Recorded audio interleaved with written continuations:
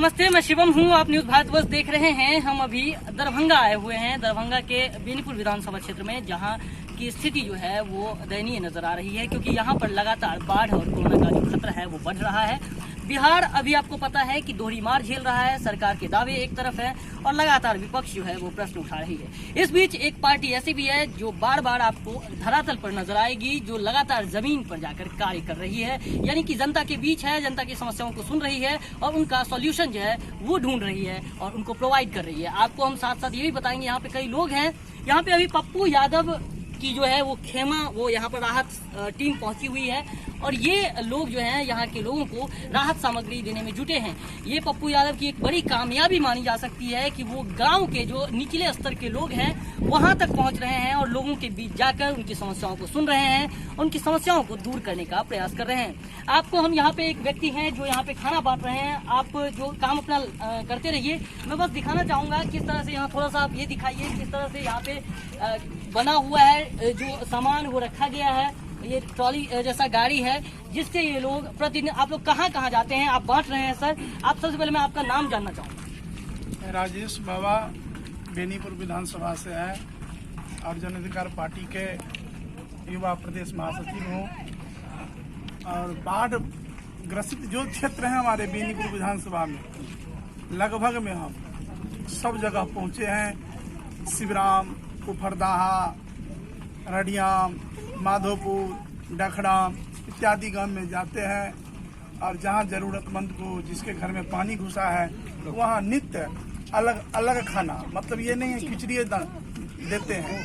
पहला दिन पूरी सब्जी दिए, फिर खिचड़ी दिए, एक दिन पोहा दिए, एक दिन आपको कढ़ी चावल बांटे हैं, फिर आज हम लोग खिचड़ी बांट रहे हैं। आप कितने दिनों से इस काम में लगे हुए हैं? पप्पू यादव की पार्टी बहुत दिनों से जमीन पर नजर आ रही थी।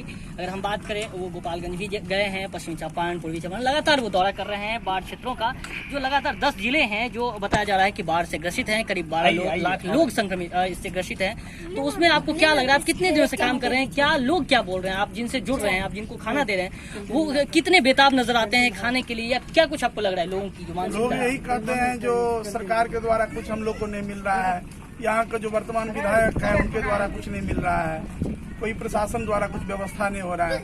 हम अपनी पार्टी की तरफ से पूर्ण सहयोग के सबको आश्वासन दिए हैं। कोई पन्नी के लिए बोल रहा है, कोई रहने के लिए मजबूर है, उसके लिए पन्नी चाहिए, वो भी सबका आश्वासन दिए हैं, भी बांट भी रहे हैं और बांटेंगे भी। जब तक बाढ़ रहेगा तब तक हम एक संकल्प किया है बेनीपुर विधानसभा में, तब तक पक्का हुआ खाना हर घर में पहुँचाएंगे। जहाँ बात पक्का हुआ खाना ये हर जगह पहुंचाएंगे, ऐसा इनका संकल्प है। आपने इनको भी सुना। इसके साथ साथ यहाँ पे लोगों को भी आपने देखा, आपको हमने विजुअल्स भी दिखाए हैं कि बाढ़ किस तरह का है। इसके साथ आप खाना देखिए, फिर से मैं एक बार दिखाता हूँ आपको किस तरह से यहाँ पे बांटने वाले मौजूद हैं। खुद आपको इनसे मैंने बात किया है, इन्होंने बताया है कि किस तरह से ये लोगों तक पहुंच रहे हैं और लगातार इनका ये भी दावा है कि पहुंचते रहेंगे। जिस तरह से बाढ़ का खतरा बढ़ ही रहा है, अभी भी बादल छाए हुए हैं, काफी वर्षा हो रही थी, अभी थोड़ी देर के लिए थमा है, लेकिन लगातार जो है वो ये प्रकोप बढ़ता ही जा रहा है। और मौसम विभाग की तरफ से अलर्ट जारी किया जा रहा था पिछले दिनों, लेकिन इसके साथ साथ संजय झा जो हैं, जो जल संसाधन मंत्री हैं, वो क्या कुछ बोले थे आपने सुना था। और फिर से मैं एक बार दोहराता हूँ कि उन्होंने कहा था कि हमारी राहत टीम जो है वो गांव-गांव तक, यानी कि हर जगह जमीनी स्तर तक पहुंचे हुए हैं। एनडीआरएफ और एसडीआरएफ की टीमें भी तैनात की गई है बाढ़ से लोगों को बचाने के लिए। लेकिन जब हम जमीनी स्तर पर आते हैं तो ऐसा कुछ नजर नहीं आता और सरकार के दावे केवल बोली में ही सुनाई देती है, न कि जमीनी स्तर पर दिखाई देती है। आपको हम हर एक खबर से रूबरू कराते रहेंगे। आप देखते रहिए न्यूज भारतवर्ष।